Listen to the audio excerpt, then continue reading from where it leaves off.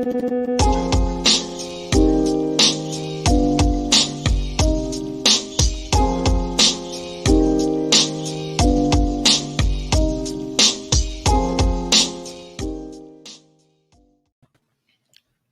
right. I hope we're live everywhere. I see that we have 610 people on YouTube coming in right now. The Rumble count is coming up for 5 watching now. Hopefully that number goes up a little bit. On locals, if everything's okay, we have 44 watching. Welcome, everyone. 44 in one room? 44 in one room, all in locals. It must be a bus. It's like there's like a monitor on the bus that's going to Atlantic City for gambling. I think so. But it's a hell of a bus. The best party bus is on our locals at unstructured.locals.com, complete with the ticker on the bottom of the screen that Mark loves so much. I love that ticker. We used to have a bus driver in high school named Hot Lips, this black dude that had a cigar stub in his mouth, never lit it. Anytime there was a fight on the bus, he pulled the bus over, made everybody get off, and refereed the fist fight between the two students till it was over. Then everybody got back on the bus and we went where we were going. I'm liking him. Yeah. No, Hot Lips was great. He really was. Because he said there's no fighting allowed on the bus. But part 2 was he stopped the bus, forced everyone out to have a formal fight in the street, and then everybody got back on the bus. And make sure you clean your shit up before you get on here. Right. Oh, my God. There's a tribute to Hot Lips. Cheers to Hot Lips. I'm sure he's probably gone by now, but what a guy. We had a guy here the other day win the lottery for $2.5 billion. Not $2.5 million, $2.5 billion. A guy named, not Fidel Castro, but Eduardo Castro, maybe a distant cousin. He may take the money back to Cuba and start programs there. I'm not really sure because you don't have to come forward to get the money. You just have to allow your name to be put into public, you know what I mean, as part of the law. Okay. But 10,000 people could have gotten whatever the math is of 2.5 billion divided by 10,000 instead of one guy who is going to burn through it. Not as fast as the guy who called into the radio show I learned this on. You got to hear this. A guy calls up, says he won the lottery years ago. He sounded like a hillbilly type guy. And in fact, he was. So they said, the host of the show says, do you have any money left? And he said, no. He says, the guy said, what do you have left? He says, well, I live in the trailer in the woods, right? Mm-hmm. From winning the lottery. So the guy very politely says, if I can ask you, sir, how much money did you win? This was maybe 10 years ago, I guess, or something. He said $2.5 million. And he said, well, what did you do with it? He said, well, $2.1 million of it went to a private party to pay for Aerosmith to play for me and my girlfriend. My girlfriend loved Aerosmith, and she convinced me to spend $2.1 million for a private concert, for him, not for him, for her. And of course, she left him soon afterwards when the money was gone. He said, she's long gone. I don't even know what happened to her. He spent the rest of the $0.4 million on whatever, and he's back to being a plumber in the woods living in a trailer. So it was one little story of where the 2.5 million went. He took wow. Yeah. Wow. He plays the lotto every day. Oh my God. Not to be confused with Hollywood Henderson, the former linebacker. Which we're going to be covering. Which you're going to be covering. Yeah. Who won the lotto twice. Once on crack, once on Jesus. I look forward to that. By the way, we got speaking of locals, Jeff SK sent us a $5 tip. We need to say hi to his dad, Paul. What's up Paul? with his dad, Paul? I don't know. It's an odd request. He wants us to shout out his dad, Paul. So, hey, Paul. Hi, Paul. In the hospital or something. No, I think his dad's okay, but just shouting him out. And hope all is well, Paul. Thank you very much. I do like what's going on in Ohio with that train derailment and all those chemicals being unleashed, and Biden saying no to FEMA assistance to the state of Ohio.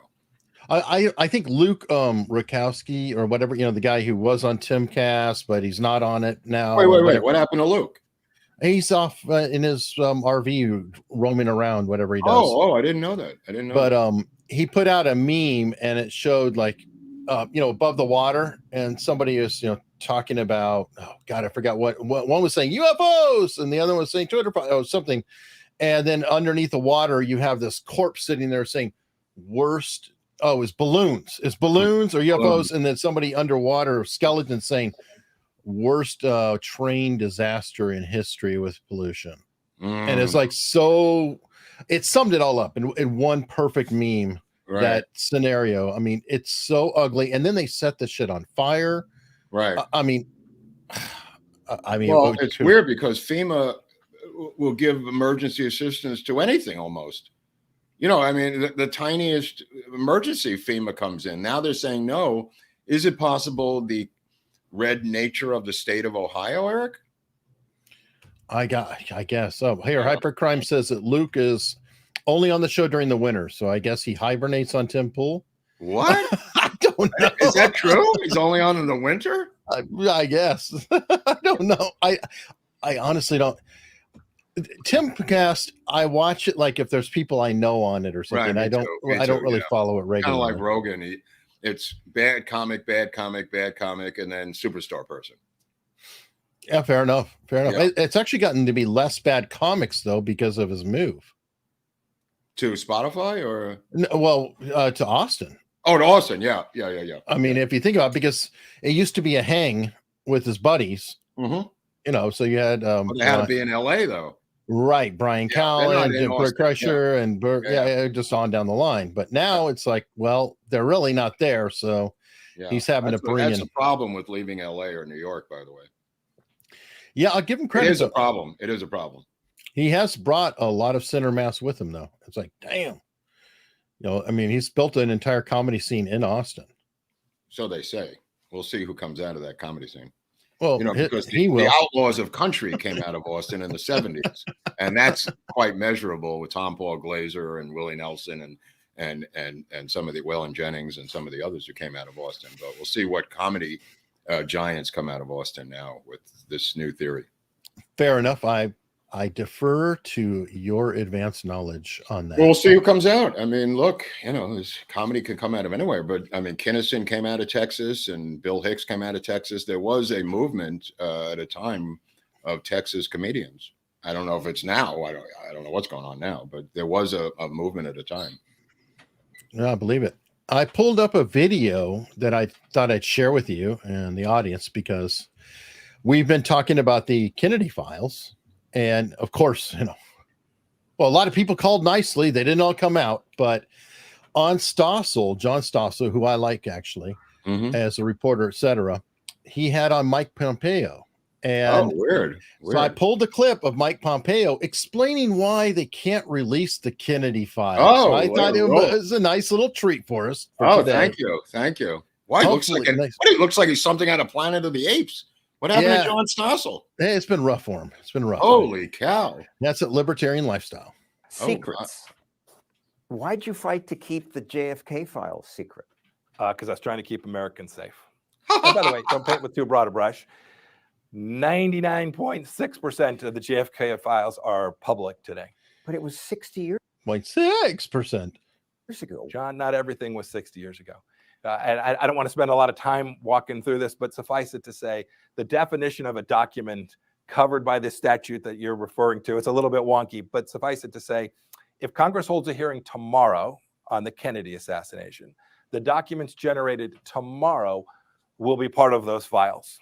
That's a lie. Those would be tomorrow. They'd be 60 seconds old, not 60 years old. Nice try, fuckface. And last thing I'll say is there are things that happened 60 years ago that are still important to keep in the vault. There are For lots you of things personally, that long ago that still are appropriate not to release. Think of names and addresses and family. Addresses. They got addresses. I'm telling you, they've been living in the same apartment for 60 years. They couldn't process the same address. Dude, it's precious. I mean, I saved this for a reason. This is great. This is some pure word salad too, though, because now he's just saying, and there's addresses, right? Now watch. Right, okay. What here comes the other part. And by the way, there's also no value in them. Right, there's no value. Why release them? If they had value, we'd release them. There's no Oh, value. no value. Yeah. You can't Boy, release you them. talk There's about addresses. Oh, but there's no Wow. value anyway. There's no value in any of these documents. Why would we release them? We only release valuable documents, Eric. After Yes. 6, not documents that are not valuable. What are we crazy? These don't hold Like I said, these don't hold the dark secrets that everybody wants to just hold up as the bogeyman. I Nothing saw to the see here. UFO files too. We've got bigger problems. North America, lots of bigger problems. Just because something is kept secret, why not go to the darkest corners? But it's a lot of fun. I'm happy to go there with you if you'd like. I'm no expert in this, but it just makes no sense to me. The 60 years ago that there are things in there you Sure. like sure. hypothetically, just for example. Imagine you had an operative operating somewhere in the world who was 20 years old at the time they were doing. or maybe an operative named Lee Harvey Oswald who was working 60 years ago. And we don't. Imagine if you had an operative who was working somewhere in the world who was 5 years old at the time, and now he's 65. He's still No, he's saying 20 and 80, but it doesn't. Okay, no, I'll say 5 and 65. He's 20 and 80. Okay, bro. Doing that work 60 years ago puts them at 80 today. Average lifespan of an American male, something in that range. Yeah, you should keep their identity secret. But this was the Kennedy assassination in America. Right, exactly. Yeah. That's expression that says a lot right there. Yeah. Exactly. Yeah. And I like how Stassel's doing a good job here. He's been doing it a long time. I mean, Stassel, he may have interviewed more people than Charlie Rose for all we know. You know what I mean? Very possible. But I like how he's like, this is the Kennedy assassination in America. As this is domestic, you slimy so. Well, as CIA, he should have absolutely no knowledge or involvement in anything related to this, Eric, right? That's exactly it. And I think that's what Stassel was doing. He's punctuating that right there. Right. What the hell are you doing with this domestic? Yeah, this is all domestic, bro. Mm-hmm. Oh, shit. Let me get back to it. He didn't have to leave his country. Absolutely didn't have to leave his country. That's not true. Sorry, I'm on the. Wait. That was it. Sorry, I went to the Edward Snowden one. Okay. Span of an American male, something in that range. In America. Right. Exactly. Yeah. Precisely right. Remember what the scope of these files is, John. The scope of these files isn't reduced to just what was happening inside the United States government. The scope of these files is legion. Anything that was talked about in the course of, there were hearings in the 90s, there were hearings in the 2000s, they ran far afield around the world. Anything that was part of those files is included in this. And so I had a chance to see not all of those documents, but most of them. The news value of them is grossly overrated. And the desire to keep them secret, the motivation, the rationale for keeping them secret is wholly justified. I think we released. Well, they sound like two opposite spectrums. They're worthless, but the motivation keeps them those documents while I was. It's like a child. I mean, let's be honest. It's like a how child. stupid It's do you like think Stassel is. I don't get it. It's like I didn't break that cookie jar, and the cookie jar was ugly anyway. Right. There's no connection between the two thoughts. There's nothing of value in there, but they have to be kept secret because you know why? It's secret. But they're not valuable, so just keep them secret.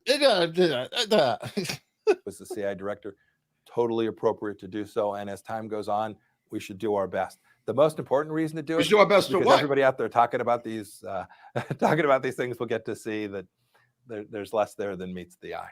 I'll leave it at that. He keeps wanting to leave it at that, but Yes. Stassel doesn't want to leave it at that. Which is that's it though. I can talk to you all day about this, John. I'll talk to you all day about it. I don't mind. Can we move on? Anyway, I don't mind talking about this, but I really can't talk about it. I will be doing a body language video and statement analysis on that one, probably with my friend Gavin, for those who are interested later. But I just, Mark, I had to share it. You don't need body language. There's so much bullshit in there. It's like, well, it's unsafe. We can't release it. And it's not that important anyway. I mean, God, it's just like you don't need body language to see bullshit that thick. Let me just put it that way. No. No. I mean, the guy was the head of the CIA for a reason. He's got this really bad skill of not lying well. Oh, yeah. I mean, and by the way, folks, I mean, I just want to point out, This is Trump's guy. So this is not we're only after Democrats. No. We're after people who are full of shit. And that guy is full of I think shit. he's running for president, isn't he? Or I wouldn't doubt it. didn't he throw his hat in the ring to run? Hey, Nikki Haley's doing it, so why not? Is Nikki Haley a rhino, by the way? What's the deal with Nikki Haley? I think she's just a old line deep state or whatever. Okay. Standard, Right. She's not the one from. Is she Indian? Yeah. Is it going to be the battle of the two Indians? That'd be fun. I mean, that would be a great battle. The world's largest democracy, two Indian immigrants who come to the United States to run for president of the second largest democracy. Yeah, and ironically, I mean, you talk about that, but there was a thing going around because people are saying how the Jews rule the world, and I think it was the prime minister of Italy or the new guy in England. Anyway, they had a laundry list of like every major corporation and all these places, including the new prime minister of England, said Indian. No, and by the way, Susan stepped down from YouTube. She's been replaced by her head of trust and safety or whatever the hell is an Indian. Oh no, and don't forget that she just testified, the one from Twitter, or Jack Dorsey's girl who showed up on Rogan, Getty or whatever her name was, but which leads me to the Yiddish word of the day, which is bubamaisis, referring to those people ruling the world, the other people. Bubamaisis meaning bullshit. Oh, good word. Okay. And that was a great video for it. Right. Yeah, that's what I thought about. I can hear my mother's voice in the back of my head, saying that. But anyway, I have no issue with Indians. I mean, Dinesh D'Souza, I mean, there's obviously like great ones, but it just puts a lie to the whole thing of, Jews, this and well, D'Souza once said, I think it was D'Souza who said that, maybe it was him, I think it was, who he said that the ones who emigrated here did not fit in India and are so far left that they've left the system in India to come here. Like they're the children of commies in India who are red diaper babies of India, who don't fit in their system, which is a much purer democracy than ours. And so they came here and got these tech jobs and burrowed their way into these different tech companies. And immediately, the Twitter guy immediately said that he was in charge of free speech. The guy that. He said, I mean, quite literally. Yeah. You know what? You know who he sounded like? He got here 5 minutes ago. No, he sounded like Prince Harry, who also hates free speech. Oh, Prince Harry, yeah. I mean, he actually said that America's free speech or First Amendment is just bonkers. Right. That and guns separates us from the rest of the world. So, I mean, free speech, religion, and guns, those three things, let's say. Right. Well, but you have free speech and religion as the First Amendment and the guns to hold up free speech and religion as the second. Things, separates us from the rest of the world, Really interesting. But they're chipping at it. They are chipping. Yeah. However, on the Prince Harry thing, if you haven't seen it yet, everyone, please check out the latest South Park. It is. Really? Oh, it is. I just TiVo'd that. Okay, that's up on my. It's a must. I got something to live for this weekend. It is perfect. This is. I'll just state how they're introducing them, and then the rest of the show is great. Oh, that's great. They're going on the international privacy tour, and they have a sign: "We want privacy. We want privacy," with the picket. Anyway, it's pure. Beautiful South Park. I mean, one of the best shows they've done in a while. That's great. All right. Grunt 167. All I see is a turd in a suit babbling. Pompeo is shit. Okay. That's probably true. True. That was from. I don't know of any other CIA director, Bush, who ever ran for president before. Wait, so is your throat stuck? What's going on? No, I mean it's odd. Maybe somebody like Putin, who was a former KGB guy, ran a country. I think Andropov too was a KGB guy who became the head of Soviet Union right at the end. Yuri Andropov. It could be. I mean, you would think that there would be more of them. Well, no way. Putin was. I said Putin. Oh, I'm sorry. Okay, yeah. Yeah, but I'm saying I think they had another one in Andropov. Andropov, I think, was KGB too, but I'd have to look that up. I think it was true. Yeah, I would think that before Yeltsin, I think was Yuri Andropov or well, in a country, especially in the Soviet Union, it'd be like, well, I figured the guy with access to all the poisons would wind up being. Well, again, George Bush. I mean, he becomes vice president. He hires Hinckley to try to move him up the ladder.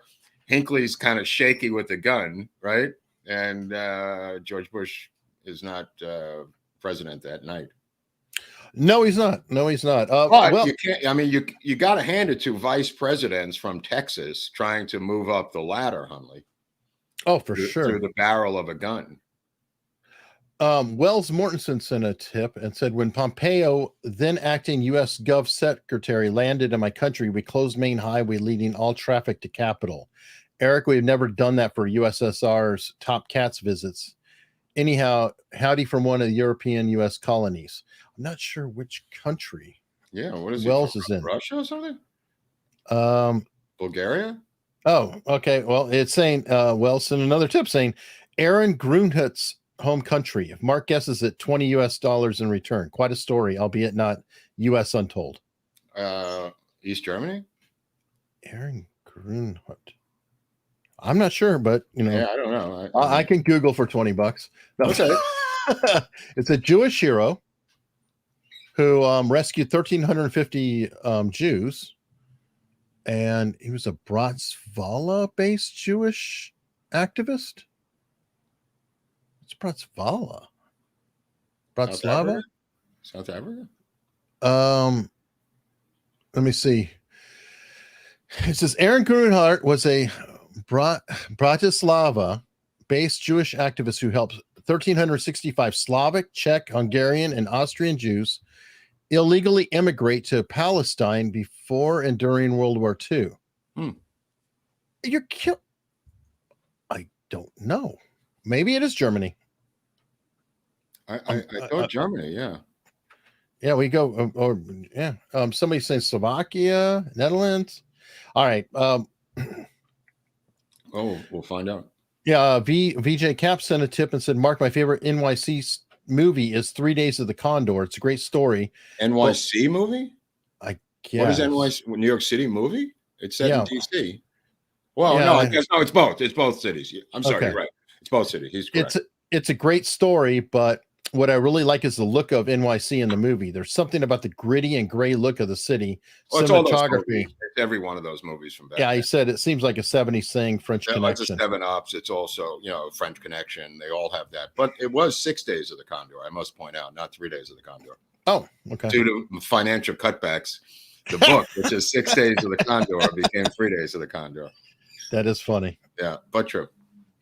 Well, I mean, at that time, Barnes has pointed out a whole ton too that San Francisco looked like Dirty Harry, and we're getting back to it. Yeah. So I think in the 70s, it just Somebody looked put up awful. a giant photo on the side of a building I saw on Twitter today of Greta Thunberg. Is that her name? Oh, Thunberg? Thunberg, looking down like Orwell. And some guy said, I got to move out of here. I can't take it. He lives on that street. And whatever street it was, is a giant photo on the side of the building of her looking down on the people. Okay. Slovakia. Okay, Slovakia. Bratislava had the second biggest ghetto in Europe back then, now marked as Chatham Sofer. Krav Maga got born out of the first hostilities. Oh, wow. Okay. I learn history every day. That's one thing I love. And locals, by the way, too. People Locals too, yeah. Are adding things like that. It's stuff that I've never heard of. And well, it's amazing how fast people come up with stuff. You know what I mean? Like anytime there's some sort of questionable thing, how it's resolved so quickly. Yeah, very true. Very true.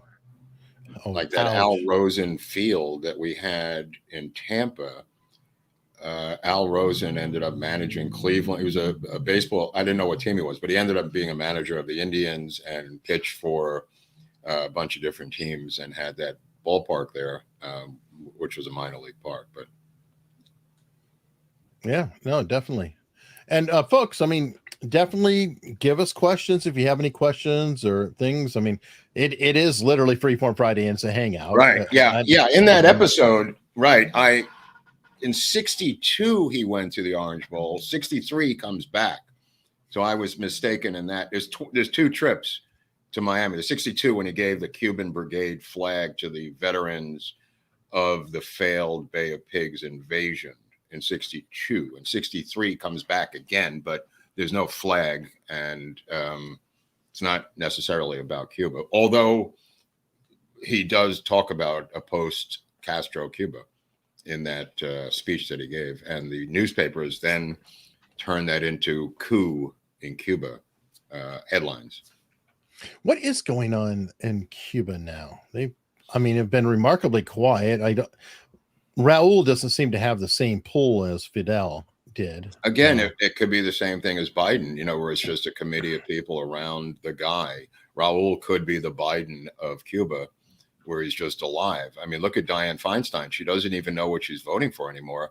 And her chief of staff, like I said, my movie pitch is Weekend at Bernie's 2, where Bernie is a senator who's dead, who they keep wheeling out to vote and hiding that he's dead, which could happen very soon with either Feinstein, Fetterman, or Biden.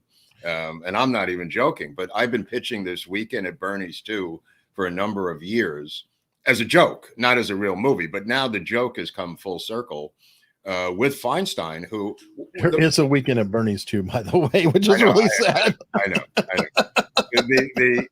The reality of it is, as we now know, the staffs have all the power, and the staffs do not want to give up, first of all, a job, the actual job of being the staff of a senator, because nobody's going to keep Dianne Feinstein's staff if you become the appointed senator by Newsom in California, if she steps down, next week. That staff is done. Their power is gone. I mean, there's a lot of motivation to prevent someone like Feinstein or a Fetterman. Right. But people don't realize the power is in the staff. Well, that actually is the deep state. Yeah. I mean, people that, I forgot who it was, but somebody was working for, I think it was Gray Davis's office in California. And he was talking about how all the staffers had the term weebie. And he was like, what are you talking about? What's weebie? Mm-hmm. And they finally broke it down to him and said, well, we're weebies. What the hell does that mean? They go, we be here when you're gone. Oh, yeah. But they're not going to be there if he's gone. They're going to be gone, too, especially the chief of staff and the underlings around Feinstein, who have been there for decades. And right. There's two forces. One is the lobbyists who are in bed with Feinstein, and then there's the staff. Right. But I'm talking about period in any administration. I mean, you have the FBI, it's just that's all the career people. This is more a political opportunism of never losing your job. Because somebody said to me yesterday, is this a new thing of these octogenarian politicians? So many of them I don't remember this when I was growing up, Eric, that there was so many 80-year-old politicians. I remember like John Stennis, maybe from Mississippi, was in his 80s. I don't remember so many. Yeah, the 60-year-olds were old. Right. Now 80, the 80s are hanging on. And anyway, she said yesterday she didn't know what she voted for after she came off the floor of the Senate. And she said, did I vote to confirm that candidate? And he said no. He told her no. Oh, wow. But speaking of that, weird. It's getting weird. Ian Jones is talking about Fetterman's deep depression. Yeah, we'll be fixing. You like that? It's like he won. How depressing! Yeah. How depressing! It is depressing for all of us. Today he may be in there for months. Eric, he said, for months, because when you go to Walter Reed to have your head opened up and put in new parts, you may be in there for months as robo senator. You know what I mean? Well, maybe Elon's in on that. I don't know anyone who's gone into the hospital, an army hospital, for months for depression. I'm sorry. And I've been in this business a long time of healthcare and some side stuff with addiction, of which I'm apparently doing a show with Viva next week on the history of addiction, which will be fun. But I don't know anyone who goes into the hospital for months for depression. I've never even heard of this. I mean, what do you check in? I'll be here for 3 months. I'm depressed. I mean, you throw some Zoloft in your cornflakes and you move on. Yeah, I don't know.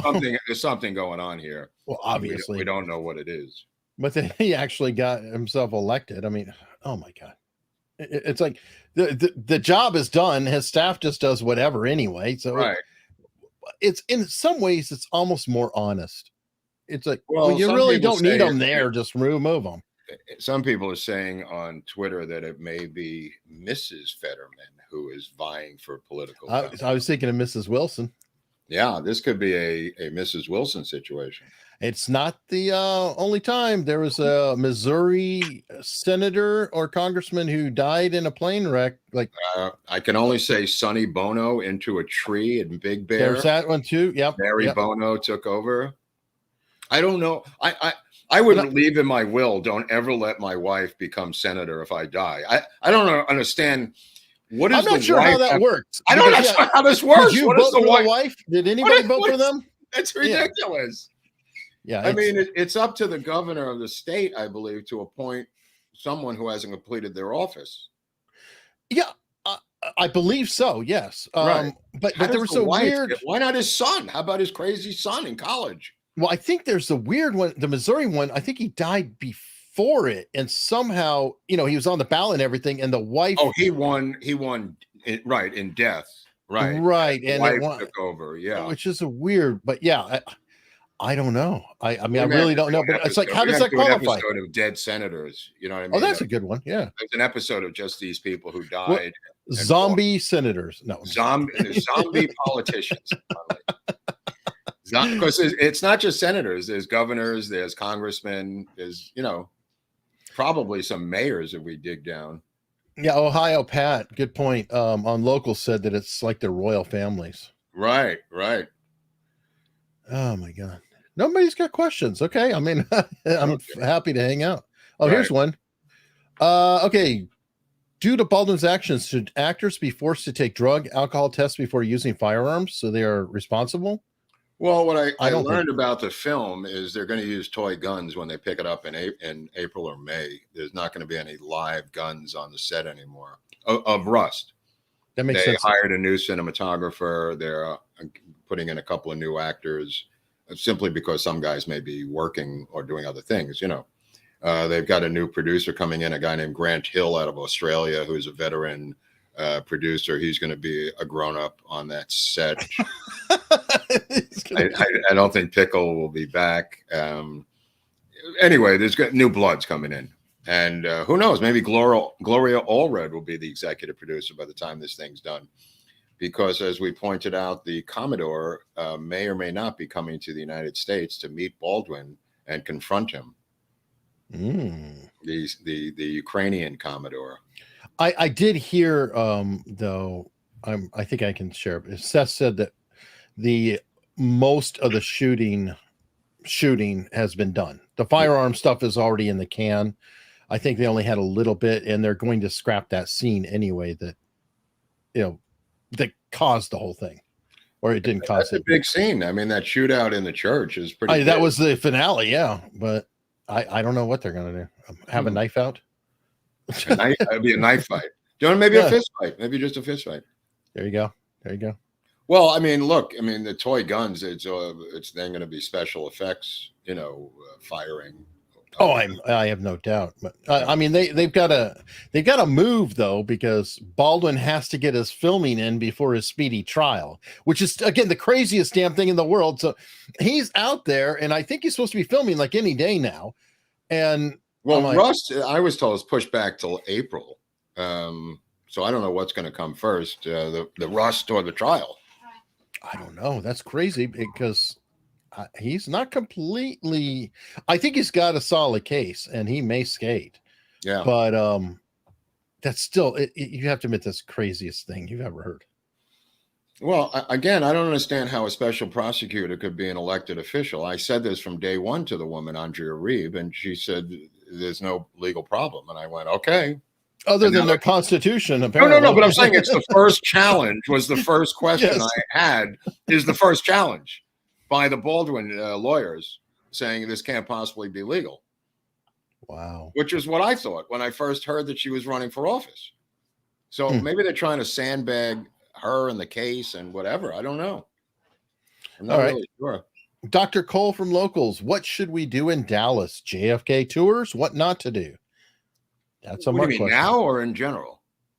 I guess For the anniversary, or I guess in general. I'll just go in general. Like maybe they're going any time of year. If it's the anniversary, well, there's the Kappa conference. right? There's a bunch of conferences. And obviously go to see Dealey Plaza before they tear it down. According to Rob Morrow, there is a big everybody. I mean, Kappa, Glenda Kappa. They talked about it at the conference, and I'm just hoping that it's still standing by the 60th anniversary. They're trying Well, to the rush that leading through. advocate to do this is an architect who's on the city council, who's a transplant from New York, who went to Harvard, who's a deep state guy. If you could follow those dots, that's what Rob is telling me is the guy driving this crazy train to dismantle Dealey Plaza so he can rebuild it himself or be the architect of a new plaza. And he's also from Harvard. So, I mean, what could possibly go, and New York. So what could possibly go wrong? All right. And apparently I'm not seeing Steve Folger's question. I will Great look. coffee, Folger. Great coffee. He's asked a question 3 times. Let me scroll. I don't see every question every time, folks. It's funny that he didn't put the question in when he complained that you didn't read the question, because here we go. Here we go. And mistress, who is a cancer? Trick question. Nice try, Folger. Nice try. Tell him what he's won, Bob. You've won a trip to New Orleans with Steve Folger. Wow. That's not going to happen, Folger. But a good slide in there. Yeah, way to do. Nice twist. Who said these idiots are so useful? I mean, Stalin was the guy who said that. Ouch. All right, we got a new member. REK Jr. Thank you very much. God. And Dylan Bono is a new member. Dylan Bono, Sonny Bono's other son, the illegitimate son, Chaz Bono's sister turned brother. This was the Bono. How would that work? Right. This was a Bono who became Chaz's sister through surgery, becoming Dylan Bono. Yeah, it is weird. It's like if they're changing their idea, how does that change? Anyway. Well, imagine you're the brother who now you have another brother. I mean, look at it from Elijah's point of view. I mean, he had a sister who became his brother. That's awkward. Just a skosh. Carlos Danger. Have you looked into the gold silver monetization involving the Hunt's Wizard of Oz hidden meaning? Do yourself a favor and do it, MG. It's nuts and a great AU story. I don't know anything about this. Would they switch from gold to silver or something? Or I guess, and then Wizard of Oz. I know Lamar Hunt was involved in silver, but and I don't know if that the Wizard of Oz is a separate subject or it's tied to the Hunt. Did that fund the movie? Was that? I'm not sure. I was thinking, well, you got Dark Side of the Moon, gold and silver. The movie went into color, and it was in black and white when it started. They needed that money to make it a color movie. Could be. It could be. I'm still stuck on the Dark Side of the Moon tie-in that it lines up or whatever. Pasha Moyer, the zombie senators. Don't be redundant. Good point. Oh, good point. Zombie senators. Yeah, Mitch McConnell said the Ukraine war is the most important thing in history of the United States, apparently. Oh, God. Yeah. I mean, what is this thing to Mitch McConnell? I mean, he's a domestic-oriented meat and potatoes kind of senator. And yet he's involved in the, I mean, I understand what's his name from South Carolina. He gets involved in all kinds of crazy crap. But Mitch McConnell has basically been a glorified coal miner senator. Unless it's his wife, the Chinese woman who has his ear. Yeah, well, I'm sure. Yeah, maybe it's the wife and the father. The father has got the shipping business tied to the Chinese Communist Party. But why does the Chinese care about Ukraine unless it's just to keep Russia at bay? Yeah. I mean, I do remember when I was at Fort Irwin, we were studying Soviet tactics and all that bit, that the Soviet Union had more missiles pointed at China than they did us. Oh, fascinating. Yeah, Yeah, I mean, I think that that's at their door. they were showing all the U.S. military bases that surround China on the gray zone the other day, and there were quite a few. You know, Yeah. in the South China Sea, I'm saying, you know. Yeah, you have Philippines, you have Right, and we have them, but there's not the equal version of that pointed at us, unless we don't know about it, you know. And no, they just do it through fentanyl and cartels. they have a different style. Yeah, Yeah. yeah. I mean, you know, putting in MSG and Mugu Gaipan, who knows how many people died from that? Yeah, good point. Sparty Matt, what is your favorite founding father untold story? Is Ben Franklin a founding father? I think you can consider him that. How about Thomas Jefferson? And not with the slave, with Sally Heming. Thomas Jefferson and Meriwether Lewis. I'll just tease you with that because we will be doing an America's Untold Story on Lewis and Clark. So I'll leave it at that. Meriwether Lewis, Thomas Jefferson. That's part of the story, which I'm not going to give away right now.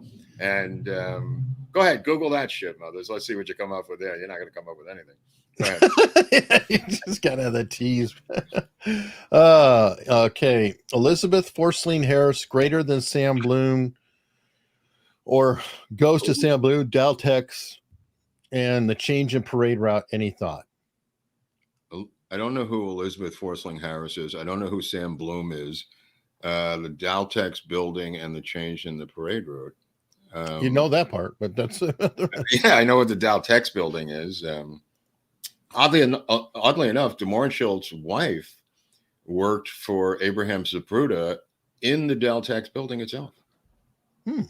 And she was born in China to a railroad scion. Is that a word when you're a magnet of railroad?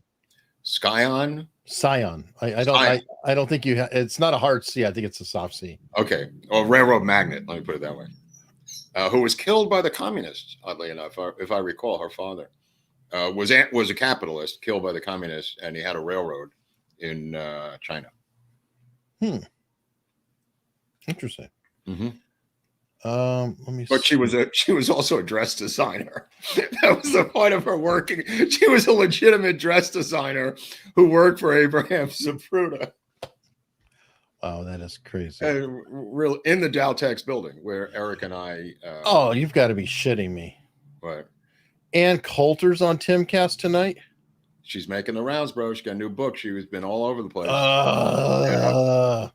She has been in some strange places lately, the past month. I'll go to Wells Mortensen, who sent a tip and has I don't want to talk about Ann Coulter. No. I have a twofold question in case the silence is too deafening. What kind of people choose Brentwood, LA as a place to live? And what then would be Mark's favorite part of LA, perhaps before the crazy politics? No, Brentwood is a very wealthy West LA liberal community with schools that they send their kids to. There's a lot of private schools there. Very upscale Brentwood. What can I say about Brentwood? I mean, it's just an upscale community in West LA. But it's like I'm living in East Hollywood. So, I mean, that's a different community than Brentwood. You know, it's just more of like Greenwich Village it'd be the equivalent of the East Village in New York.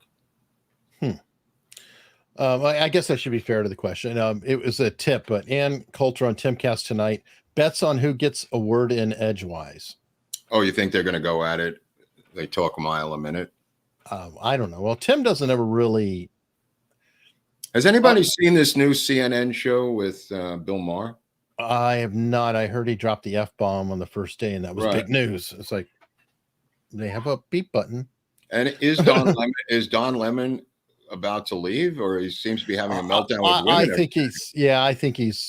I think he's about to be Como'd. Okay. I mean, they're going to only tolerate him so long. It's like, look, Como with a C. You're saying Como. Yeah, Cuomo, I guess it is. Cuomo. Okay. I should Cuomo. say Cuomo, or yeah, I don't know, Right. man. Something like that. But apparently Cuomo, bringing it to him, was ready to quote off everybody at CNN. Yeah, I read that. What does he mean by off them? You mean like? I don't know. I think he was just being hyperbolic, like I was angry, probably. Yeah. Well, is he have more subscribers than we do now? Oh yeah. He does? Oh yeah. What about Hinckley? I think we still got Hinckley. I can look, but I think we're still holding strong. He's got our butts and t-shirt sales, I think, but right. Oh, he's going on tour, Hinckley. Oh, okay. Some more questions here from locals. What are your impressions of Philip Nelson at the conference? Amazing book on LBJ. Oh, we're going to put that up, right? The interview. Yeah, I've got to clean up the sound a little bit, and I'll get it out there. My impression of Phil Nelson is he's a hell of a nice guy. We got to meet him. I didn't see any presentation or anything he did, but yeah, we didn't see his presentation. So I enjoyed the interview that Mark did, and I enjoyed talking with him and meeting him. He's a really nice guy. Really nice guy. I think he's retired now. His wife is demanded that he give up what he's doing. So, yeah, I think she wants him to. She wants it. Yeah, not just retire from the day job, but also retire from the hobby a little bit. The hobby of all this stuff. Yeah. No, the interview will speak for itself. Somebody said H.A. Goodman thinks so. I'm guessing it's about Baldwin maybe getting off. I don't know, but what about Goodman? I don't know. I saw this here, came in at 6:18 2 minutes ago, so I'm not sure. It's hard to keep up with the different chats. So I haven't heard from Goodman for a while, so not sure. You know what, Goodman? I mean, I like Goodman, except that everything he says is untrue. Other than that, I mean, whatever his headline is, it never materializes. Oh, it's called clickbait. Oh yeah, I mean, it's just silly. I mean, after a while, you're going to go away. Biden about to resign. You just go, okay, let me take a look. He's going to resign in 10 years. Shopping cart's going to have questions on locals.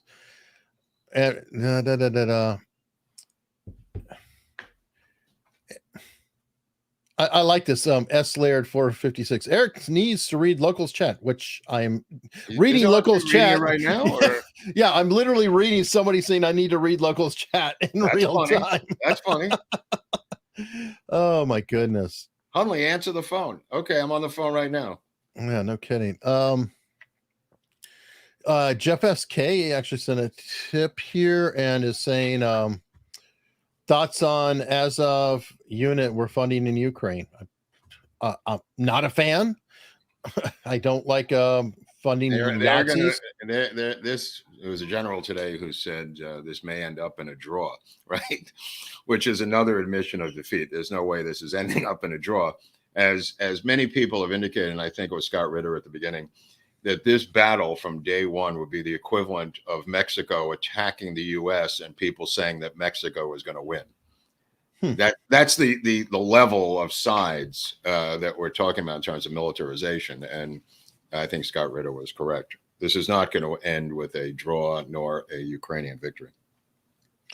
Yeah, Russia's pretty dedicated. Well, it's just the sheer volume of industry, Eric, like any other war. You know what I mean? It's just they have industrial might. Yeah, and we've got 92 people watching on locals. We might get to 100 on that. I mean, tell you something. It's now 2 busloads of people driving down to Atlantic City, That's watching right. it on the 2 racing monitors. Yeah, there's 45 people on each monitor. Hey, party. All right. VJ Cap doesn't mind Tim Pool, but can't stand Ian. Which one's Ian? The guy? There's a stoner. Oh, the stoner guy. And yeah, I like right. Ian. I kind of. He's a nice guy. He always seems like he's on acid. I like that guy.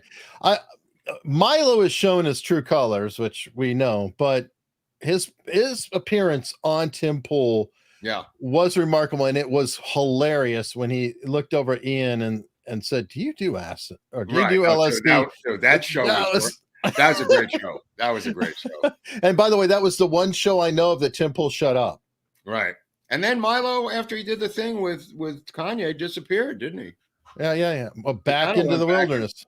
Yeah, went back. Isn't that interesting? Almost like he just appeared at the right time to do something and to put somebody with Trump, and then kind of like Ruth poof. Payne in the Texas School Book Depository. Yeah, it kind of makes you wonder. It's like, wow, where did you come from, you little Brit? That's very interesting.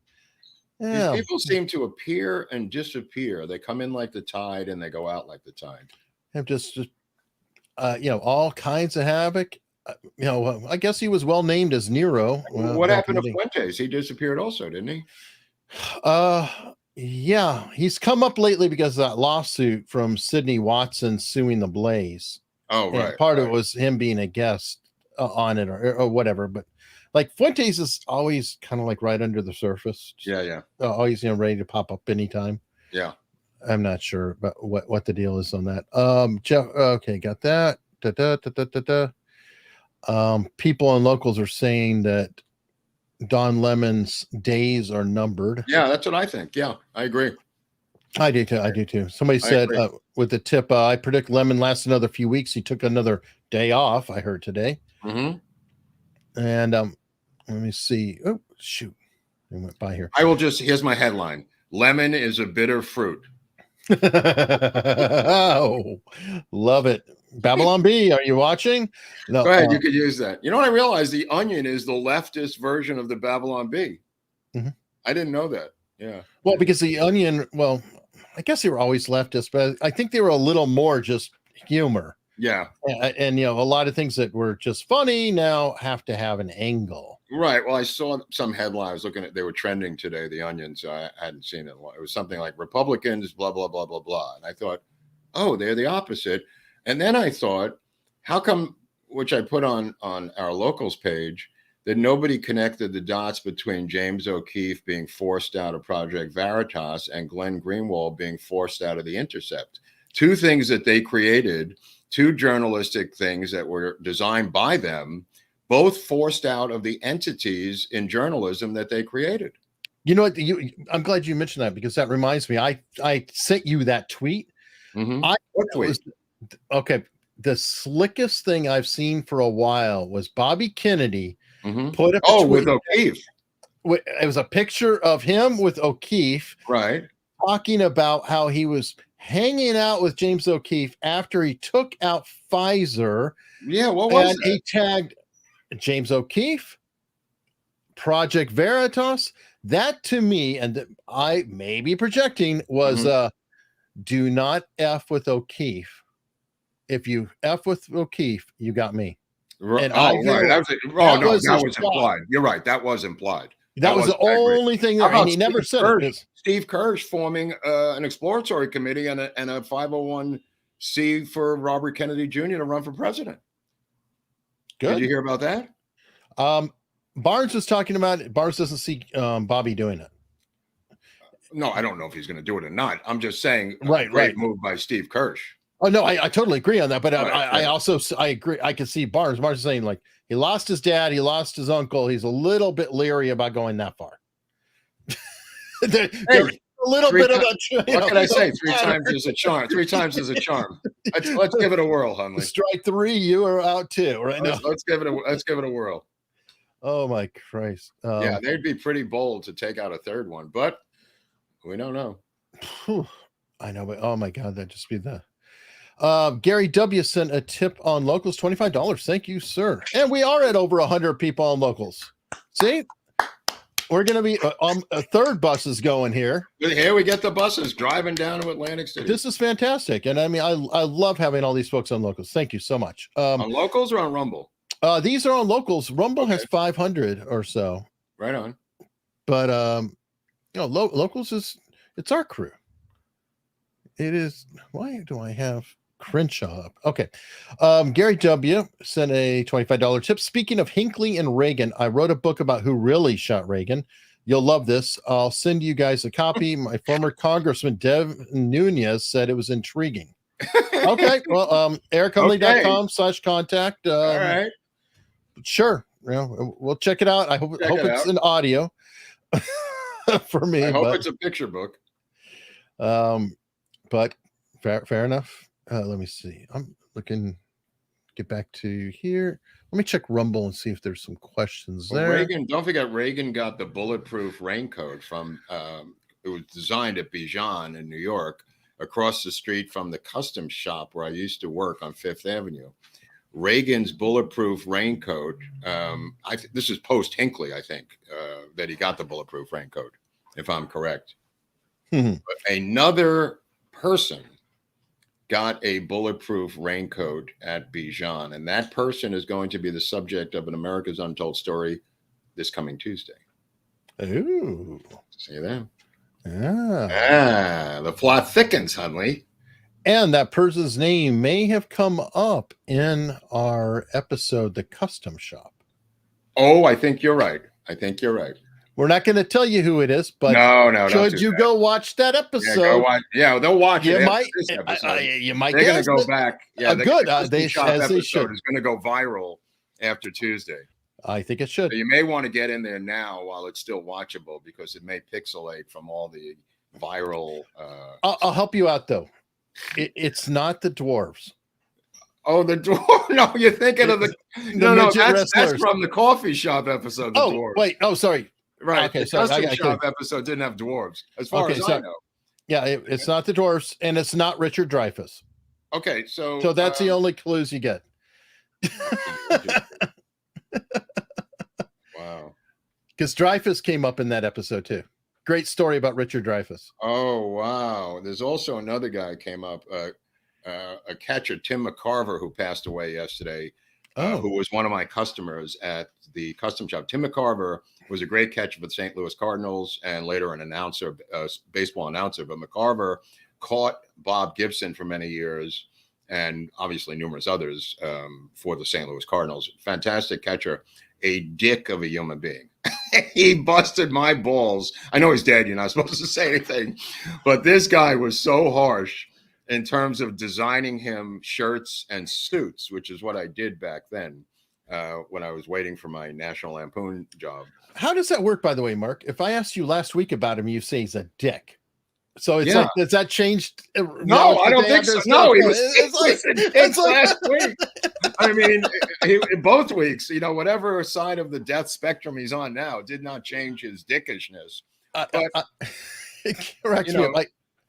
I confess, I watch sometimes with the wife, I watch, these murder, whatever, real life murder things. And it's always like, oh, she's just the nicest person, the best employee. And then they ask other places like, yeah, she bullied them relentlessly. They hated her. She's a slave driver. I'm like, I understand about not wanting to speak ill of the dead, but it doesn't always help an investigation if we, shall we say, give them a false narrative after they die. Right. He was just harsh, bro. I didn't do anything to the guy. I mean, Nixon was very nice. I had a lot of nice celebrity customers. Stop teasing. They got to watch the episode to see. Yeah. I'm sorry. I was just thinking back to the job. It won't be Nixon. All right. There. No, not yet. Well, Nixon had the French bodyguard that was with him all the time.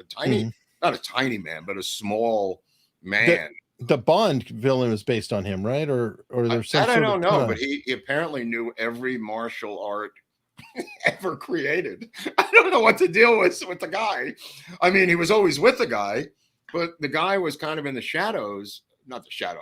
He did not really appear to be that big of a man or that prominent of a person in terms of, he stayed back from Nixon, usually about 10, 20 feet. Okay, here's a good Rumble question. What are the Las Vegas dead pool odds for Willis and Fetterman lasting the rest of the year? I say one or both are toast before December. Who was the first one? Willis. I don't know who Willis is. I'm not sure. Fetterman, look, they're obviously going to put something in a Fetterman's head, some AI bot or thing. I mean, he's going in for some sort of an operation in his head or something. I mean, Fetterman is not going to come out the same way. If you're Dr. Oz, are you kicking yourself saying, I lost to a zombie? You know what I mean? Think about it from Dr. Oz. You're a famous surgeon. You had a TV show. You run as a Republican. You get the endorsement of the former president. You're in the state of Pennsylvania, and you lose to a zombie. It's pretty sad. Mm-hmm. He's doing the right thing, though. I haven't heard from him at all. That's the right You're talking move. about Dr. Oz. Yeah. Yeah. Hey, they're wanting to know, are we doing a Lansdale episode? Yes. All right. Yes. I thought we were. Back to it's funny because he gets the title of Major General Edward Lansdale, and it was made up. He had no military title, which will be in the episode. Yeah, he made that up for reasons that you'll learn in the episode.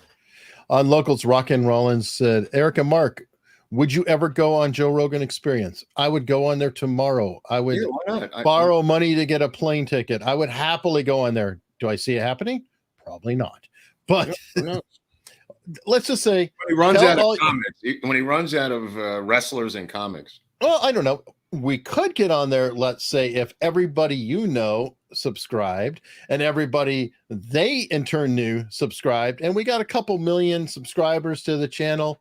Yeah, then we might start to be on the radar a little bit. Yeah. And I can tell you there's at least one high-powered, I'm not going to name them, guest that Mark has talked to, or potential person, because we don't really do guests. This would be an exception. Can't really do it because we're just not big enough yet for a consideration. For anything. Don't tell anybody where we are. We just want to stay small. We're a cult following. Yes. I had a guy call me and ask if, without leaving his name. That was weird. Dude, that was just the craziest phone call I've ever gotten. I mean, people are finding my phone number now, my email, my address. I mean, I've had to hire a Ukrainian security firm, the Azov Brigade. I mean, it's getting a little weird. But by the way, on that note, folks, if you ever want to write in or whatever, you can go to the contact form on my webpage. I will get everything to Mark. Mark may not be able to answer it in any way, but it's always going to go through me. I have a P.O. box also on the website. I will get whatever to Mark if people are sending things to him. But one woman wrote me it went through you, right? The woman with the Lindbergh kidnapping or something. It could be, but I didn't. She went. I get it to. Yeah, I read that this morning. Yeah, we do get some longer messages. Yeah, occasionally, very long messages. And I'm not trying. No, I mean I really appreciate the effort, and I'm like. I just don't know how to react to. I just want to know what their obsession is with James Files. That's my favorite thing. And I think the longer we don't do James Files, the more they get obsessed about James Files. Or and they tell other people, they tell others that, hey, Hunley and Groubert are not doing James Files. Go get them. Maybe. And it's shifting, though, because it was for a while, it was nothing but Kilgallen. Now it's James Files. James Files and Judith Mary Baker's too. Back and forth. It's like a little race. Coming in the lead right now, we have James Files. Files is really on the top now. Yeah, he surged ahead of Judith Mary Baker. Poor Dorothy, she's running behind. Yeah, we did mention Dorothy picking up a drink. In some of the other episodes about her, some other things she did. Right, we mentioned her in some other nice way that had nothing to do. Oh, it was in the Lord Buckley episode. Yeah, the Ginger Rogers played her in the movie. Movie was based on her. Yeah, right. And that she had a genuine stature. Right, she had the radio show with her husband. Actually, on that note, our criticism is not with her because she died. She's not making these claims. Claims are being made about her. That's a good point. That she's never actually made herself. She just let me put it this way: when you claim to have killed Kennedy, it's usually not true. Ask Charles Harrelson, James Files, any of these people, E. Howard Hunt, any of these people who say they were involved, possibly are not involved. Like, why would you say you're involved? It sounds like, and people go, look, he said he was involved. I'm going, yeah. Okay. Stop the presses. Why would anybody say they were involved? I don't know, but do you know what they don't were there have? People saying that they shot Lincoln who weren't involved in the Lincoln assassination? Could be. They did have state-run asylums at the time. Right, but I'm saying they hung everyone in the Lincoln conspiracy. They hung them. Right? Except for one. Saying, hey, by the way, I shot Lincoln. It was me, bro. Like, there was nobody saying that. I agree. Right. It's not definitely a good course of action. I shot McKinley. It was me. I Oh, did. here's a good one. Did you ever meet Frank Zappa?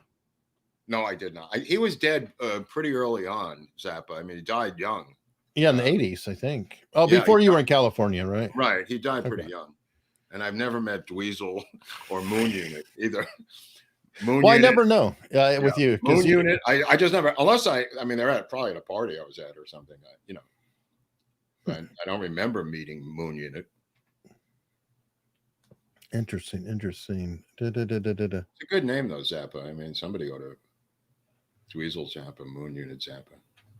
Yeah, Big Bad Teddy sent us a $2 tip and said, "Hello, gents. Hello, Big Bad There's Daddy." a lot of stuff on thank yous on those YouTube comments, by the way. Oh, and thank you, though. Definitely. I really. Right. Yeah. They're in the thanks. It's that new thing they're using. Yeah, super thanks. Super thanks. Are so helpful, especially because obviously people can't catch it live. And I'll give YouTube credit. It kills me, but it is very nice that people can contribute after the fact. They give an opportunity, and it really does help us, whether it's, during the show, after the show, it all helps. And obviously locals helps a ton. And I don't take it for granted. I deeply appreciate it. For the book fund, the PayPal and Venmo thing really does help me, because there's so many books out there that Eric and I have talked about on the show, which I've gotten, including ones I haven't done episodes on yet. So, all the ones we did on Mickey Cohen, all those other episodes, those books came from the Venmo PayPal book fund, by the way. So thanks.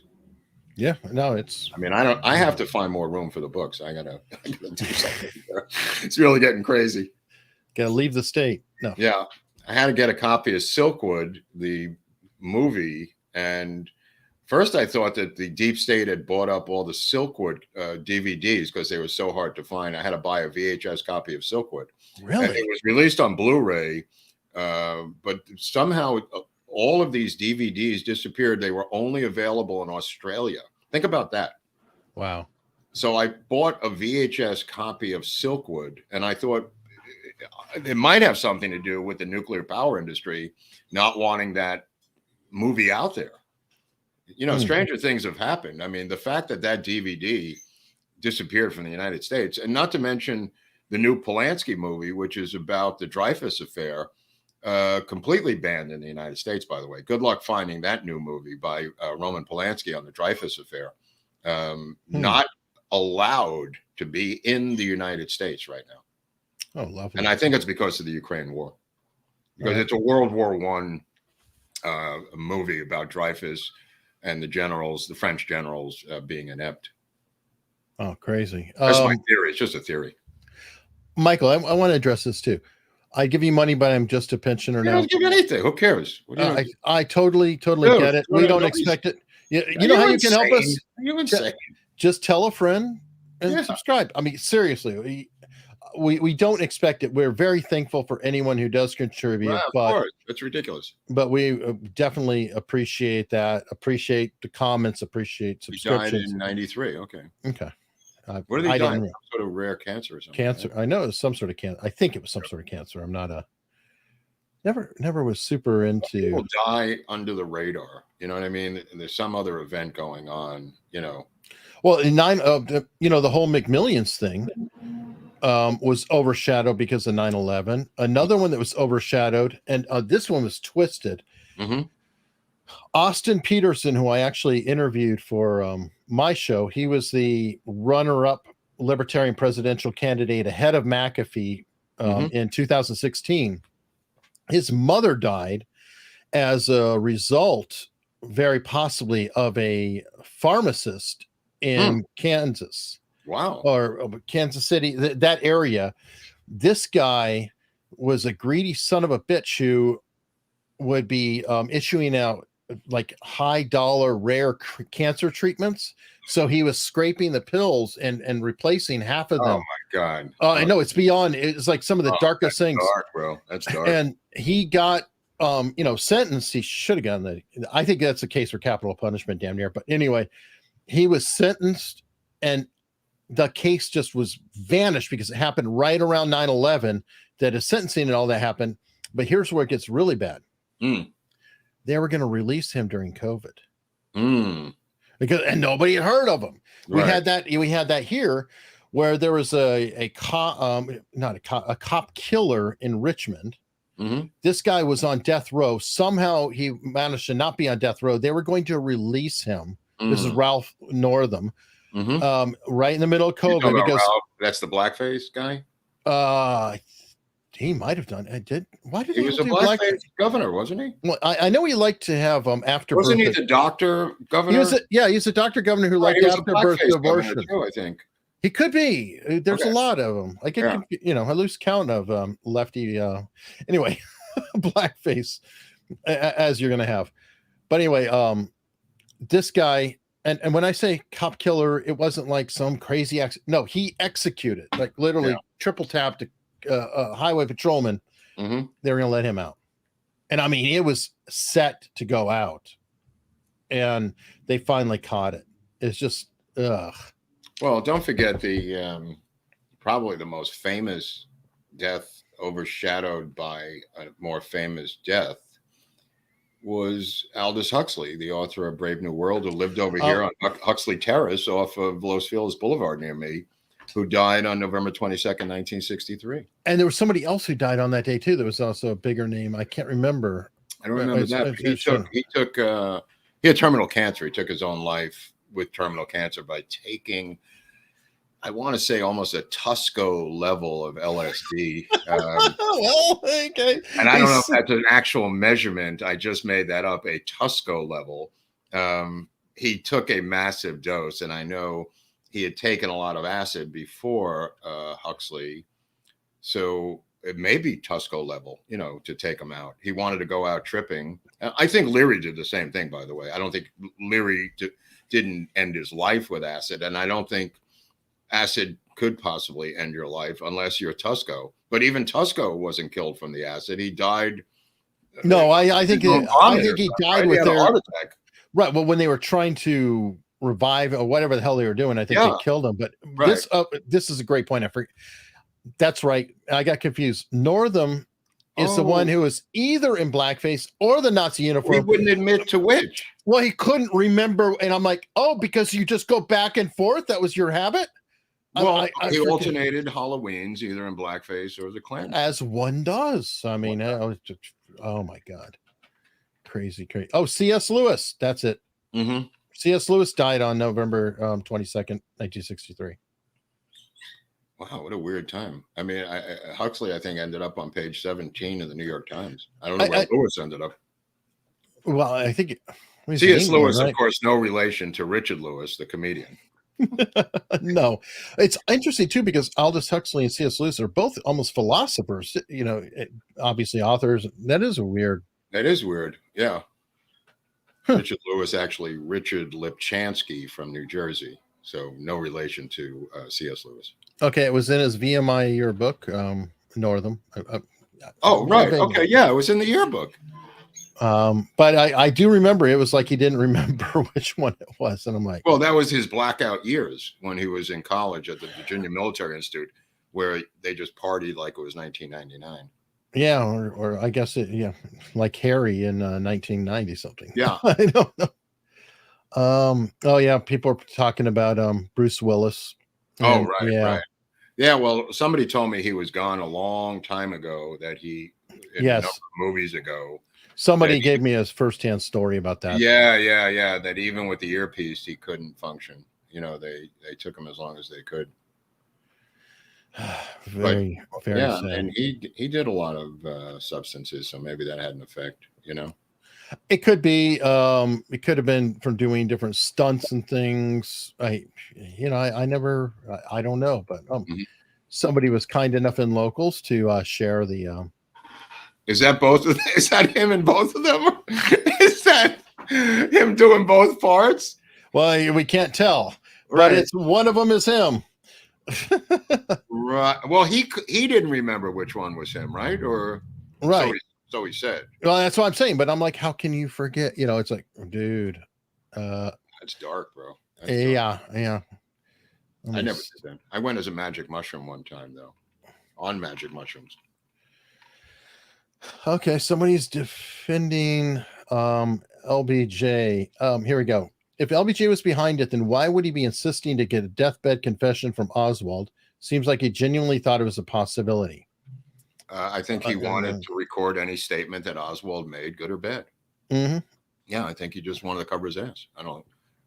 Deathbed confession is just the terminology used of people trying to get a deathbed confession. But, you know, maybe he wanted to know. I mean, the guy was yelling in his ear, "Did you do it?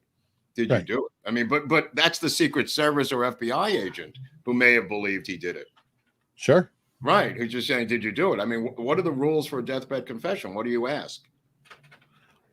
Yeah, other than I don't even know why you need to ask anything. I mean, if a guy says something, I mean, I guess you can ask him all kinds of questions as he's dying. But what Crenshaw says in his book, Charles Crenshaw, the one we just did the episode on, he said even if Oswald recovered, he wouldn't have been able to speak for another 3 weeks.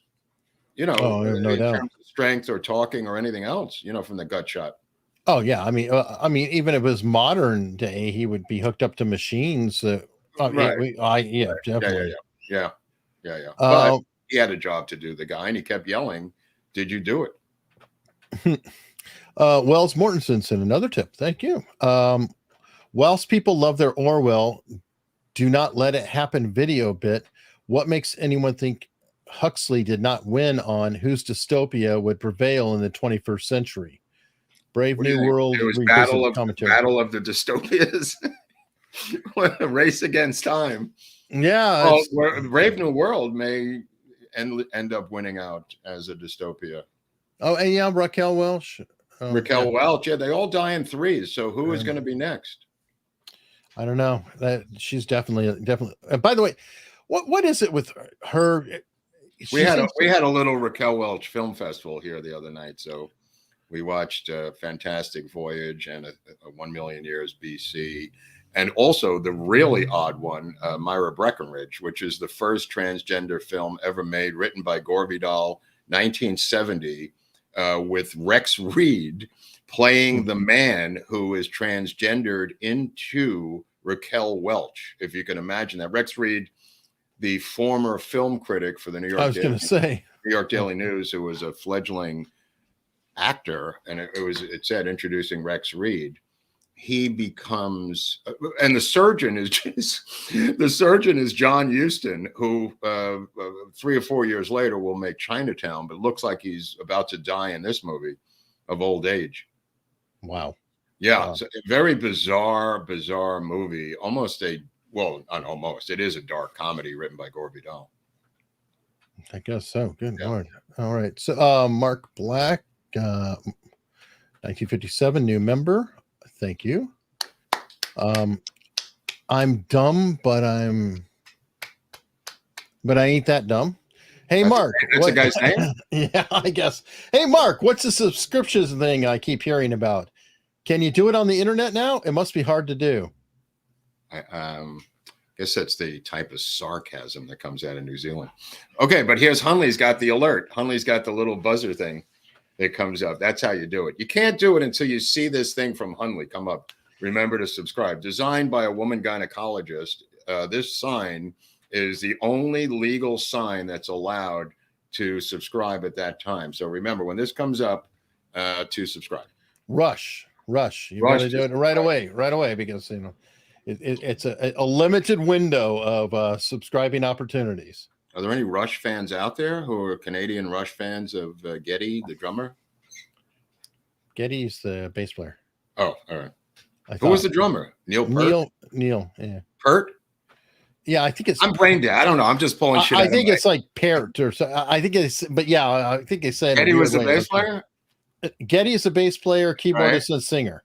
Okay, so who is Neil Peart? Neil Peart is Doctor of the Cage. He plays a 160-piece drum kit and wrote all the songs. Okay, all right. So I was close, but not that close.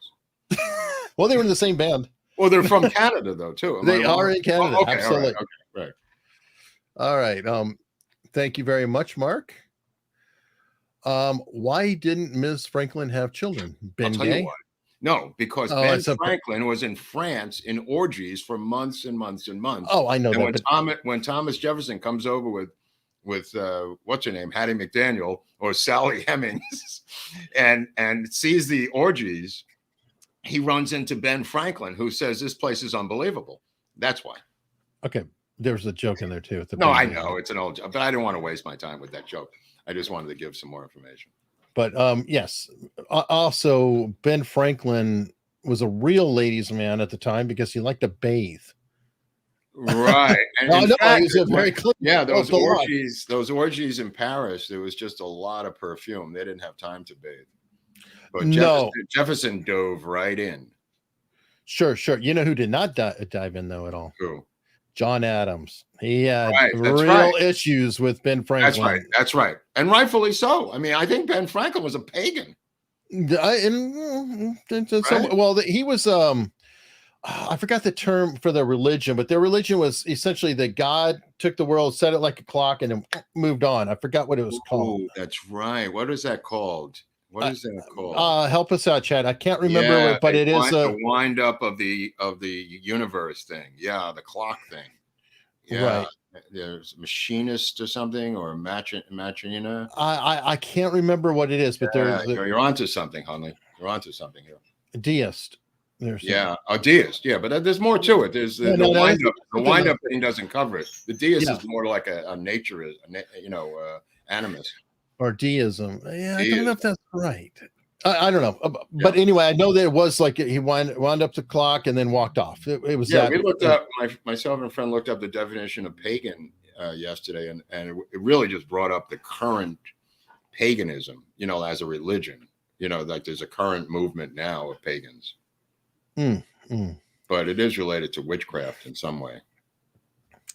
Okay. Rory sent us a tip on locals, and I'm trying to catch these. I'm going to be winding down soon, and Oswald will make an appearance. What? Regarding our earlier discussions, or your earlier discussion to us, I work for Congress members in D.C. and have always told people the most important thing they should know about their elected reps is who their head staffers are. Right, exactly. They wield a lot of influence. Yep. The gents are so fabulous. Yes, thank you. That's a great line. That's kind of what I was implying with this guy. I forget his name from yesterday's article about Feinstein. Now, don't forget, Feinstein's driver was a Chinese communist spy who drove her for 20 years and read all of the secret documents. And then I believe did not even go to jail or did a brief stint in jail and was released and went back to communist China. Not unlike Eric Swalwell's Fang Fang. Apparently nobody gets to do time on these beefs as Chinese spies. Remember, this is about 5 years ago. He was arrested. Who was her driver turned out to be a spy. Right. Okay. I guess it is deism. Deism, maybe. Yeah. Apparently. Okay. Yeah. Anyway, that's good. That was making me crazy. Well, you were crazy before that, Hunley. Well, and then I met you, and it was over. There's no help. Yeah. No help for recovery. I'm just you're on one coast and I'm on the other coast. Yeah, that's true. I didn't realize it's literally we're on opposite coasts. Well, they got to keep us separated. No. Out your door is the Atlantic, and out my door is the Pacific. Yeah. I'll tell you one thing I used to do though, which is kind of weird. I would, when I was flying from New York to LA all the time, I had a place in New York and a place in LA. I would go to JFK and I would take the train, which used to go to JFK, and I would be there early and I would go to the Atlantic Ocean. I would go and put my foot in the Atlantic Ocean and then get to LAX and put my foot in the Pacific Ocean the same day. That's not completely crazy. I mean, that to me is, well, it's kind of like the Louis C.K. routine. To me, that's celebrating. Right. Yeah. No, I did it a bunch of times. It was kind of weird. But I got off on doing it. I don't know why. Well, I love the idea of traveling backward in time. Oh, yes. I love that. Yeah, I went all the way back to Lincoln's time one time. Well, we know that you did take a little bit of acid. But there's never any time travel with acid. You don't really go back in time, despite what people think. That's one I've never taken. So. Right. But again, I can only recommend the show Time Machine, which used to be on ABC. I don't know if people remember that. Oh, not Time Machine. I take that back. Time Tunnel. Time Machine was the movie, but Time Tunnel was a show where they ran down this thing that was spiraling around, and it was Time Tunnel. If you could find that anywhere. Okay. Let me see. Dina, so I came in late. What's the deal with the balloons? And second, what's the real story with East Palestine? 3, how the heck do you become a member? Searching from Soul. I don't really know the deal with the balloons. The Palestine thing is one of, again, possible sabotage. And I can only refer you to one of our episodes that Eric and I did on Black Tom Island, right? Mm-hmm. Yes, it's a 20th century terror attack. Yeah. I might have relabeled it to say Black Tom. If you search Black Tom, I think that'll come up. We have a habit of trying to kind of leave a little bit of mystery in the story till we tell it. So sometimes we don't reveal exactly. Right. There was sabotage before we got into World War I and before we got into World War II, there was sabotage against us to prevent us from aiding either side in those wars. And this seems to be sabotage around the country right now going on for maybe different reasons.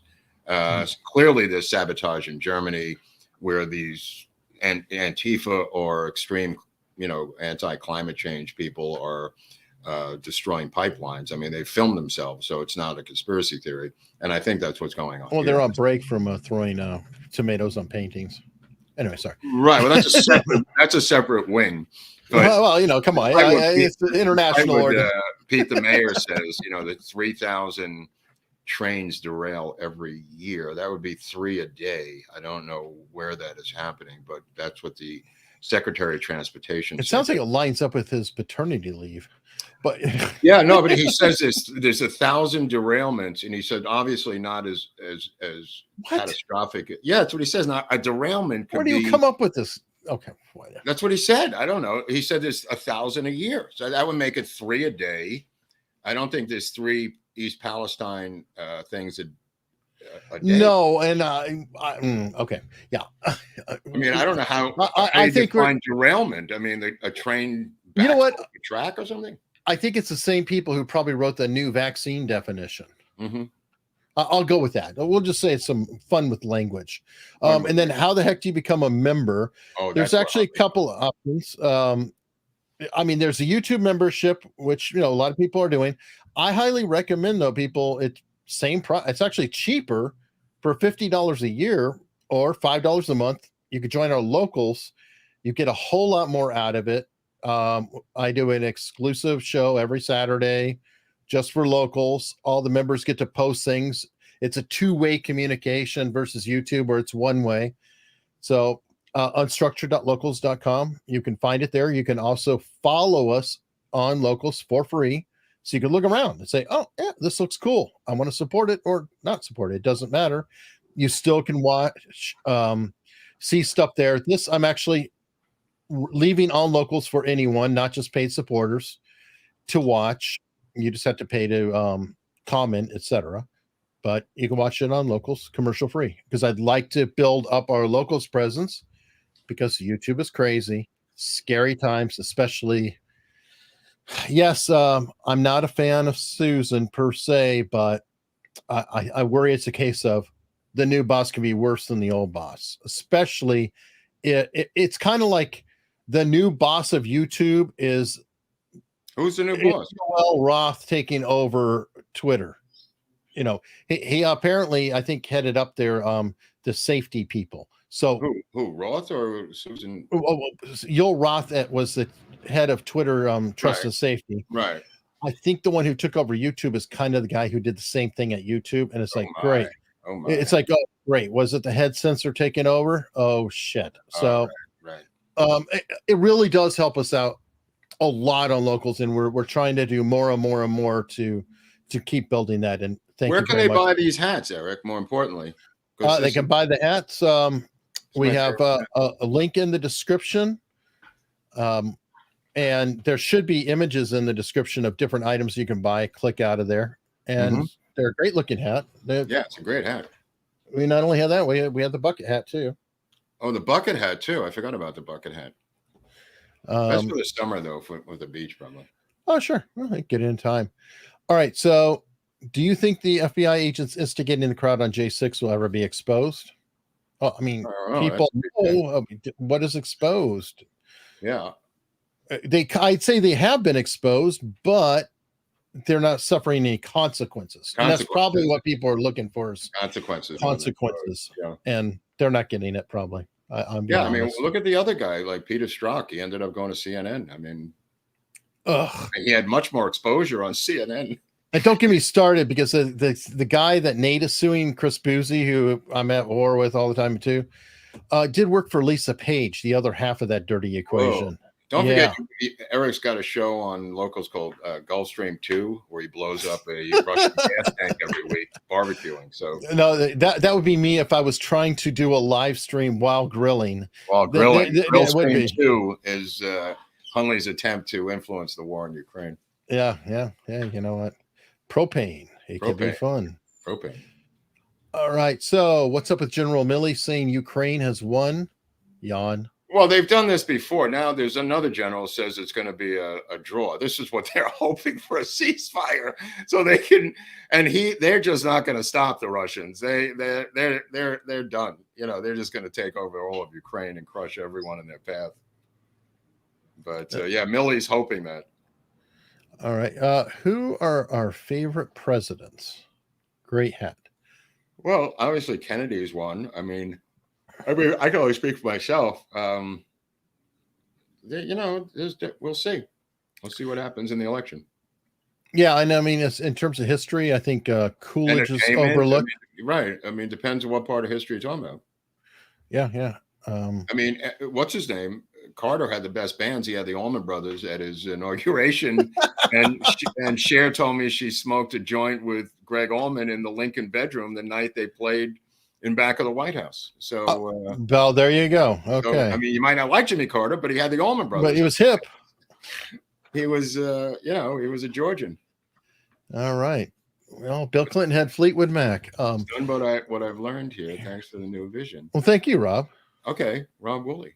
Thank you. And Ultimate America Story, Evel Knievel? Sure. Well, there's Evel Knievel Jr. too. And is that Robbie? Robbie Knievel, yeah. Yeah. How about George Hamilton playing Evel Knievel? And he also played Hank Williams. And LBJ's daughter said, "I'm going to marry that man." And she did. She almost did. She didn't, but she wanted to. She wanted to. Thank you, Keith. And Dan, super sticker. Thank you very much. And then hopefully I'll be on with Viva this week, talking about rehabs and addiction and stuff. According to Viva. Yeah, Bruce Willis. It is a terrible diagnosis. Mark and I knew about this diagnosis. Yeah. A year ago. I had some people who worked with him about a year ago. Ironically, the person we heard it from worked with him within a week of being within a week of the Rust tragedy and described that story. Yeah. Which is really horribly depressing. Yeah. Dark to dark. Yep. Question mark, any old untold stories about Tom Snyder, Jimmy Swaggart by a raincoat? Tom Snyder, interestingly, was played by Dan Aykroyd perfectly on SNL. I'll just tell you that one about Tom Snyder. Dan Aykroyd, once he did Tom Snyder, I don't think Tom Snyder was ever able to recover the gravitas that he had previously after Dan Aykroyd did him. Okay, a couple tips that came in. Pete Two Base sent a tip and said it's a great show. Join us. See, Pete wants you to join Locals too. Thank you. Okay. All right, Pete. And Tarkina 53, who is okay. Yeah, Tarkina 53, who I believe is in Tasmania. Saying I think the question about the Hunt brothers is about them trying to corner the silver market. They were buying all the silver they could find. Right. I know. Yeah, I thought so. I don't know what to do about that. I mean, it's true they did that, and it's not 100%, but it's close to it. And so you gotta have. It's so funny. Let me just explain this again for the 100th time, having nothing to do with Jude Barry Baker. Any of these situations, you have a limited hangout where the truth is hung out there a little bit as bait to get you in, and then they do their thing once you take the bait. So if you keep repeating the true things that she has or others have, it doesn't make the 80% of their bullshit story true. You got to really understand that idea. I mean, it's really key to understanding what a limited hangout is.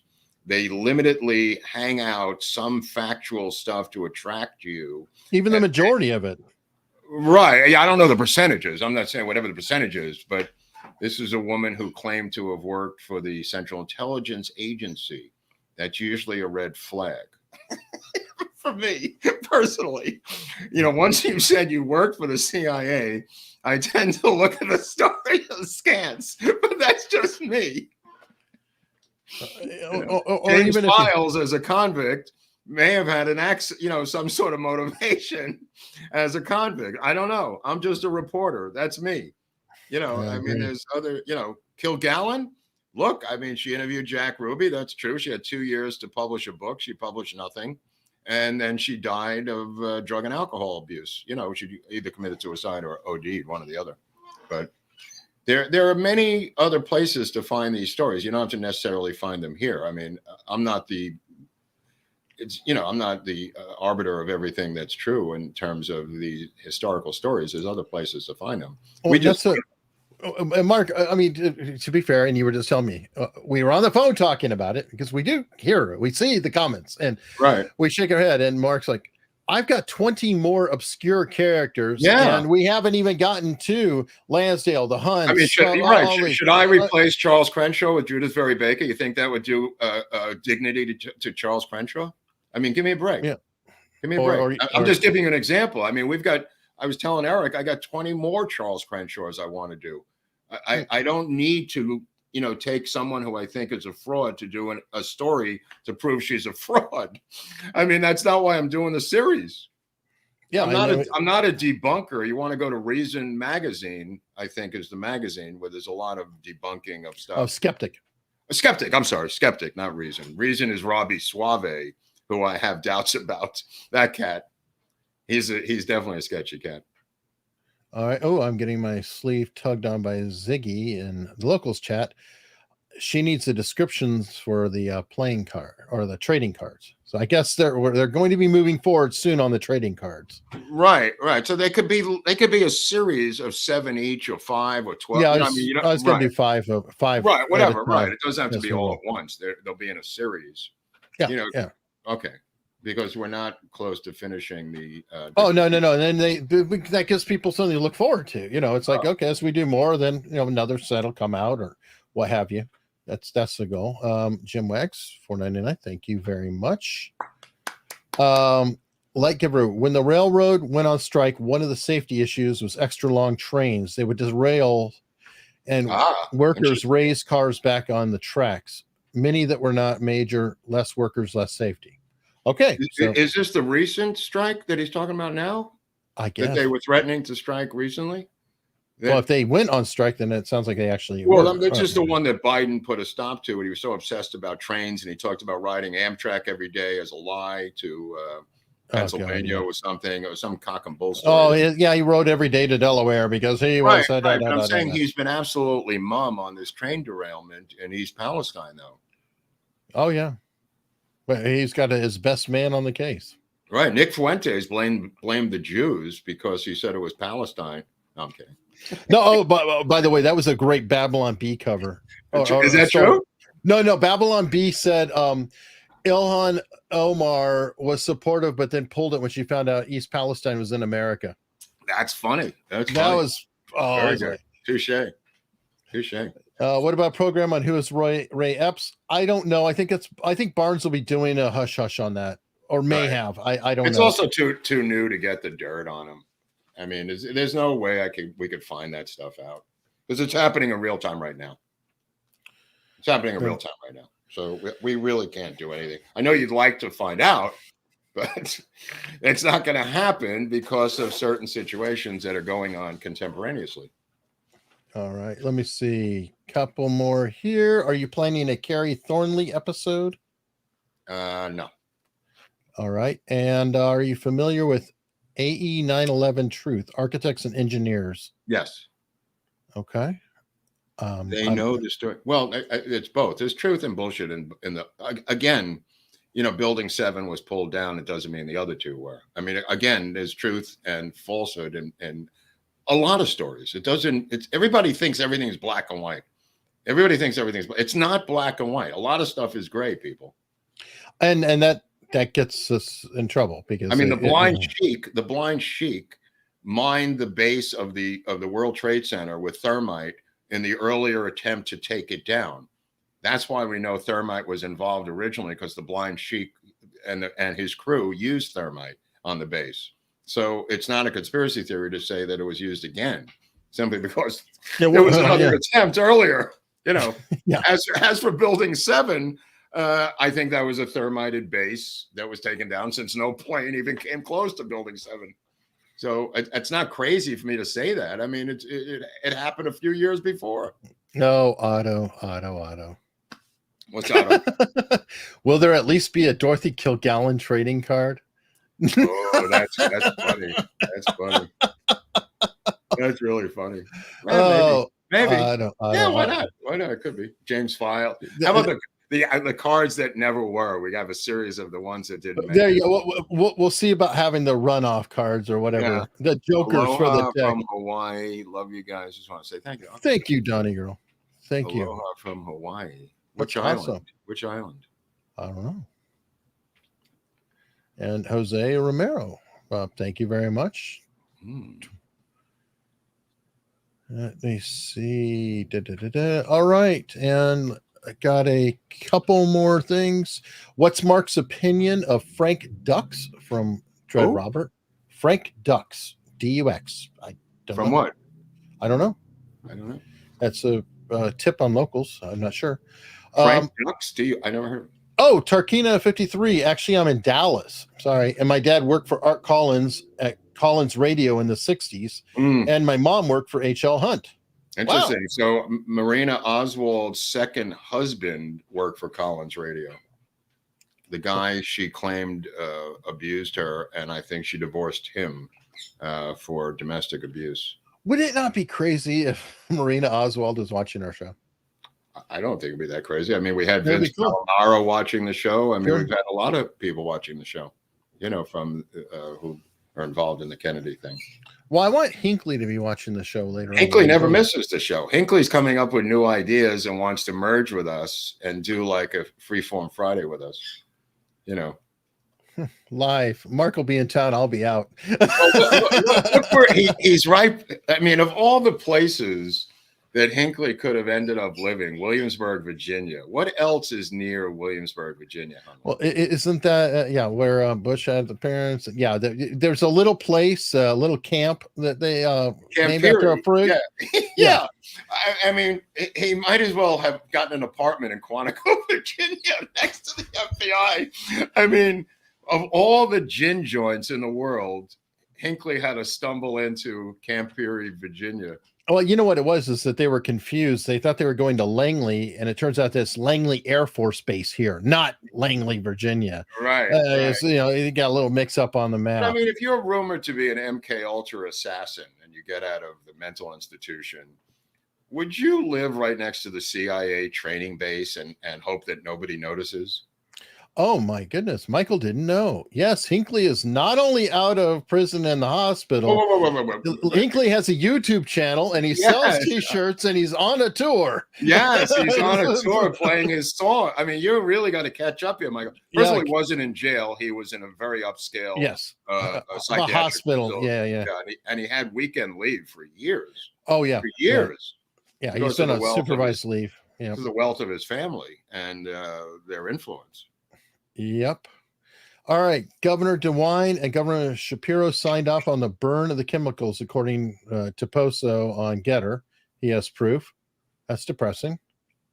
I know DeWine. I don't understand. What are they saying? That you're not supposed to burn the chemicals, or no? Because they turned it into a World War I poison. The spill that came off the trains when it's burned, it gives literally one of the gases they used in World War I. Okay, so they're saying DeWine and some other governor did this? Signed off and said, yeah, go ahead and burn it. I'd have to see more evidence of that. But I think Tucker was talking about it. Okay, maybe it's true. I don't know. Any stories about Steely Dan you can share? We talked about We covered them a little bit about. Yeah, with the Gordon. Wait, G. Gordon Liddy. In the Liddy story, because Liddy was assistant Dutchess County DA. Yep. Check out who busted Bard twice, and what's his name from Steely Dan says he was arrested by Liddy, which is not true. Liddy was long gone by then. There you go. So yeah, check out the G. Gordon Liddy episode. Well, fortunately, it's nice that we have over 100 episodes, folks, that you could check out. I mean, there's a lot there. Oh yeah. And Oswald approves. Mark's favorite creature.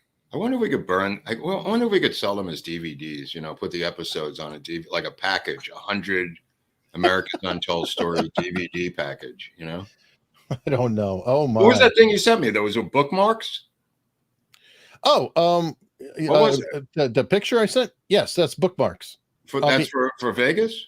Yeah, and anywhere I go, I mean, you're going to wind up with a ton of them. I had 2,000 of them made. So, right.